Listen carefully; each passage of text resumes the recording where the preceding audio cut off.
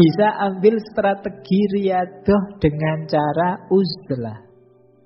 Menjauh dulu deh dari keramaian. Nanti kalau batinnya sudah kuat, tidak mudah tergoda, turun lagi.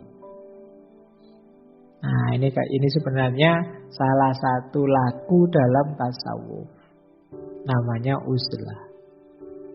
Para ulama dulu ya banyak yang melakukan uzlah dalam rangka menjaga diri biar tidak mudah tergoda. Menjauh dari keramaian, menenggelamkan diri biar tidak kelihatan dulu. Dalam rangka apa? Latihan. Kalau kita hari ini kan takut. Kemarin kan ada FOMO, takut dianggap tidak ada. Sehingga kalian pokoknya pingin tampil terus, pingin kelihatan terus. Waduh Pak, channel YouTube saya sudah seminggu ini tidak ada isinya, harus bikin konten ini. Wah, kamu pingin tampil terus. Kamu lupa logika tadi, logika riyadhah tadi. Mending kamu puasa dulu, jangan tampil. Nanti kalau sudah hebat baru bikin konten yang luar biasa. Daripada memaksa tampil terus tapi tidak berkualitas. Nah, ini logiknya FOMO kan yang sering dipakai kemarin. Nah, uzlah melatih yang sebaliknya. Jauhkan dirimu. Lakukan riyadhah dulu, mendekat dulu pada Allah. Baik. Nah, ini ada beberapa, ini saya ambil dari kitabnya Imam Ghazali ya, Ihya Ulumuddin. Ini salah satu hadis yang Rasulullah Nabi Muhammad menyarankan kita di situasi tertentu menjauh. Jangan terlalu terlibat. Kata beliau begini, bersabda beliau, apabila engkau menyaksikan manusia pada ingkar janji dan amanah yang dipercayakan pada mereka, kemudian mereka menjadi begini. Jadi begini itu beliau memasukkan jemari yang satu ke jemari yang lain. Maksudnya apa? Mereka ini sibuk bertengkar dan berkonflik. Jadi kalau sekelilingmu sudah tidak karu-karuan, isinya orang gegeran, orang konflik saja, para sahabat terus tanya, lalu apa yang harus kami lakukan wahai Rasulullah? Tetaplah kalian berada di rumah kalian, jaga lidahmu baik-baik. Yo, saya tambah ya sekarang, jaga jempolmu baik-baik. Ya, ambil apa yang kalian ketahui, tinggalkan apa yang kalian tidak ketahui. Karena itu tetap sibuklah dengan urusan kalian sendiri dan tinggalkan urusan orang banyak. Biar kamu tidak terpengaruh. Nah, ini dimaknai yo, ada momen ketika kalian mundurlah. Jangan terlalu terlibat, situasinya tidak kondusif. Isinya orang gegeran, orang berselisih. Kalau kamu masuk, pasti kamu terlibat perselisihan itu entah di posisi yang mana. Mundur sebentar. Apa sama sekali kemudian tidak peduli? Ya enggak. Kalau memang ada yang jelas baik, kalian ambil. Yang meragukan, yang tidak jelas, yang kalian tidak ngerti apa-apa, singkirkan semua. Nah, ini petunjuk dari Nabi. Ini juga dipakai untuk memahami uzlah. Atau ini kata-kata Umar bin Khattab, kesendirian lebih baik daripada sahabat yang buruk perilakunya. Punya teman sakos itu kok kurang ajar semua, yo wis lah, ndak apa-apa kamu milih. Aku tak menyendiri sebentar, menjauh sebentar. Ini ada kalimat dari Ibnu Somad. Ini masih saya ambil dari Ihya. Manusia itu ibarat obat yang dengan mereka kita bisa menyembuhkan beberapa penyakit. Kita ini kan makhluk sosial, butuh orang lain. Tapi hari ini banyak manusia yang justru jadi penyakit. Dan sulit mencari penawarnya. Oleh karena itu kata saya Ibnu Somad, larilah dari manusia banyak sebagaimana kalian lari dari singa. Waduh, sebelum aku diajak maki-maki ini tak minggir saja, lari saja. Wah, sebelum aku diajak berkonflik yang tidak jelas ini, tak pergi saja, minggir saja. Waduh, sudah nyinggung-nyinggung cebong dan apa? Aku tak mikir saja, itu sudah tidak produktif mesti diskusinya. Boleh. Karena kamu menganggap tidak kondusif situasinya sudah. Uzlahlah, jernihkan dirimu. Karena kalau kamu terlalu terlibat di dalam, biasanya sulit jernih. Kalian ngerti sesuatu secara nyata itu kan kalau ambil jarak sebentar, ambil jarak sedikit. Kalian tidak akan tahu kalau tembok ini warnanya hijau kalau wajahmu nempel di tembok. Nempel jadi satu nih. Kan tidak jelas ini hijau apa putih, kan tidak jelas. Orang itu kelihatan ganteng apa cakep itu kan kalau ada jarak sedikit. Oh ya kamu ganteng. Tapi kalau wajahnya nempel itu ganteng dan tidak ganteng tidak masalah. Tidak ada bedanya. Wong yo tidak jelas karena nempel. Maka ambil jarak untuk bisa berpikir jernih. Nah, itu antara lain dengan uzlah. Oke, ini ngaji beneran kalau ini tidak apa ya. Ini saya ambil dari kitab Hikam Syekh Ibnu Athaillah As-Sakandari. Ini memang bagian tentang uzlah. Maknanya dalam, cuma saya bawa Arabnya saja, belum sempat menerjemahkan. Jadi ini masyhur sebenarnya. Yang pertama ya, nanti saya artikan pelan-pelan. Idfan wujudaka fi ardil humul fama nabata mimma lam yudfan la yatimmu nataijuhu. Kuburlah dirimu di bumi kesamaran. Humul itu ketidakterlihatan. Ini maksudnya uzlah. Humul itu tertutupi sehingga tidak terlihat. Ini mungkin yang diserap dalam bahasa Jawa jadi kemul.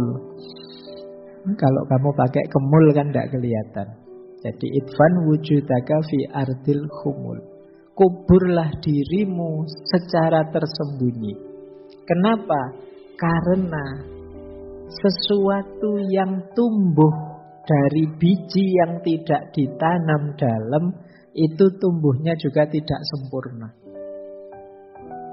Biji itu kalau ingin tumbuhnya bagus, ya kamu tanam yang proper, yang dalam. Jangan sekedar kamu sebar di atas tanah. Berarti apa? Dia harus disembunyikan dulu, baru dia bisa tumbuh jadi tanaman yang bermanfaat. Kalau tidak kamu tanam, kalau tidak kamu sembunyikan dulu, ya dia tidak akan muncul sebagai tanaman buah yang bermanfaat. Itu yang dimaksud idfan wujudaka fi ardil humul. Jadi jangan takut-takut kamu mengambil waktu, mengambil jeda untuk menjernihkan diri untuk uzlah. Para ulama juga dulu banyak yang melakukan itu. Nabi Muhammad itu ya sebelum diangkat jadi nabi ya kan beliau uzlah ke Gua Hira. Nanti di Al-Quran juga banyak cerita. Nabi Ibrahim itu ketika beliau sedang panas-panasnya dengan umatnya, ya uzlah ke Gua, uzlah menjauh dari umatnya. Jadi banyak cerita-cerita tentang uzlah ini. Kalau memang zaman menurutmu sudah sulit diperbaiki, bahkan nanti kamu bisa terpengaruh, tidak ada salahnya kamu milih opsi uzlah dulu. Biar jernih pikiran. Pak, nanti ketinggalan zaman, enggak apa-apa. Nanti kamu bikin zaman sendiri. Ya. Oke, lanjutannya ya. Ma nafa'al qalba syai'un mislu uzlatin. Tidak ada yang lebih bermanfaat untuk hati kita sesuatu sebagaimana uzlah. Yadkhulu biha maidana fikratin, yang kita masuk ke sana menuju medan kontemplasi, medan refleksi. Filsafat kan sering menyarankan ayo kontemplasi, ayo tafakkur, ayo refleksi. Ini mungkin kita lakukan kalau kita menjauh melakukan uzlah. Kalau terlibat terus ya kita tidak sempat mikir, tidak sempat tafakkur. Ayo nyari momen sendiri. Nah, kalau bahasa lainnya kan itu. Nyari momen sendiri itu dalam rangka apa? Berpikir, merenungi hidup kita, tafakkur, kontemplasi. Jadi itu antara lain gunanya uzlah. Bukan kan banyak quote-quote itu, carilah momen sendiri. Tapi momen sendiri itu tidak sekedar untuk kamu bisa YouTubean sendiri, TikTokan sendiri, WA-an sendiri, enggak. Maksudnya untuk tafakur, kontemplasi. Nah, terakhir ini dari Syekh Ibnu Athaillah. Kaifa yusriku qalbun suwarul akwani muntabi'atun fi mir'atihi. Bagaimana kolbu kita, hati kita bisa mendapat cahaya dari Tuhan. Wong di dalamnya sudah penuh dengan gambar-gambar. Gambar-gambar realitas. Suwarul akwani muntabi'atun, terpatri fi mir'atihi, di cerminnya. Kenapa kita sulit menangkap cahayanya Allah? Kita terlalu sibuk dengan urusan dunia, hati kita penuh dengan hal-hal duniawi. Tempat untuk Allah hadir dengan cahayanya tidak ada. Disitulah saatnya kita harus mengambil jarak, mundur sebentar, memberi space agar cahaya bisa masuk. Mungkin batin kita terlalu penuh dengan gambar-gambar. Kalau istilahnya Syekh Ibnu Athaillah gambar-gambar. Kalau teman-teman mungkin tidak hanya gambar ya, ada videonya segala. Isinya macam-macam. Jadi cahayanya Allah tidak bisa masuk. Am kaifa yarhalu ilallah wa huwa mukabbalun bisyahwatihi. Bagaimana engkau bisa berjalan kepada Allah kalau engkau terbelenggu oleh syahwatmu? Bagaimana dia bisa berjalan pada Allah sementara dia terbelenggu oleh syahwatnya? Nah, ini juga nasihat untuk yang hidup asketik. Yuk melepaskan diri dari belenggu syahwat. Kita akan sulit maju ke depan kalau dibelenggu oleh syahwat. Am kaifa yatma'u ayyadkhula hadratallah wa huwa lam yatatohhar min janabati waflatihi. Bagaimana dia bisa mengharapkan masuk ke hadirat Allah, dekat dengan Allah, sementara dia belum membersihkan diri dari kelalaiannya. Janabati waflah, ini janabah, kayak orang junub. Orang lalai tapi tidak sadar-sadar. Gimana bisa dekat dengan Allah? Kamu itu lalai dan tidak sadar-sadar. Yang terakhir, am kaifa yarju ayyafhama daqaiqal asror wa huwa lam yatub min hafwatihi. Bagaimana engkau menghendaki bisa paham hal-hal rahasia yang halus, yang tidak kelihatan, sementara engkau tidak tobat dari kesalahanmu. Kita itu kan banyak sekali melakukan dosa yang berulang. Kita tahu itu dosa dan setiap kali melakukan mungkin kita sesali, tapi besok diulang lagi. Nah, ini namanya lam yatub min hafwatihi. Loh, kalau belum bisa berhenti melakukan dosa yang disengaja, bagaimana engkau bisa masuk ke ilmu-ilmu rahasia yang lebih dalam? Nah, ini salah satu bab bagian di kitab Hikam. Hikmah yang ke-11, 12, 13 mengajarkan kita untuk uzlah. Tujuannya apa? Menjernihkan diri. Dari yang pertama tadi ya, gambar-gambar duniawi. Yang kedua, dari belenggu syahwat. Yang ketiga, dari kelalaian. Hal-hal yang melalaikan kita. Entah apa itu, apa gadget, apa musik, apa film, apa apapun itu. Kok ternyata membuat kita lalai pada Allah. Ayo kita bersihkan diri dari itu. Dan yang keempat, dari kesalahan-kesalahan. Nah, itulah gunanya kita uzlah. menjauh sebentar. Kamu boleh menyebut ini momen me time atau momen sendiri, boleh lah. Pakai istilah yang lebih keren juga boleh. Yang penting kamu lakukan itu. Ini untuk ngerem kesombongan kita. Ini untuk ngerem rasa penting kita. Untuk ngerem segala yang kita lakukan yang tidak ada gunanya, yang sia-sia, yang dosa, yang syahwat, dan lain sebagainya. Inilah gaya hidup asketik yang namanya uzlah. Terakhir, ini tidak terasa waktunya, tinggal 5 menit. Ini keutamaan uzlah. Dengan uzlah yang pertama, kita punya kesempatan untuk memperbanyak ibadah mendekat pada Allah. Ini keuntungan pertama.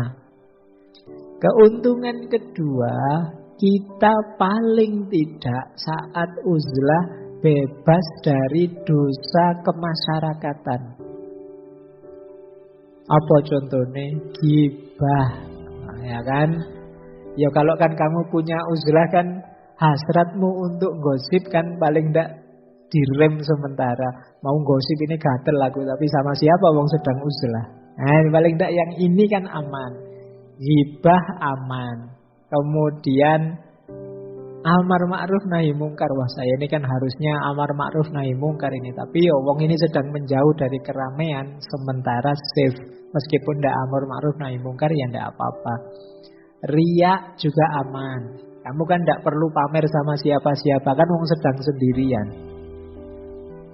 Kemudian mengumpat, memfitnah, arep misui sopo, tidak ada orang lain.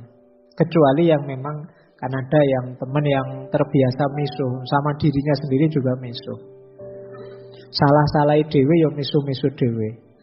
Nah, mungkin ada yang begitu. Ayo latihan ya. Nah, ini banyak dosa-dosa yang otomatis tidak mungkin jalan kalau kita sedang uzlah.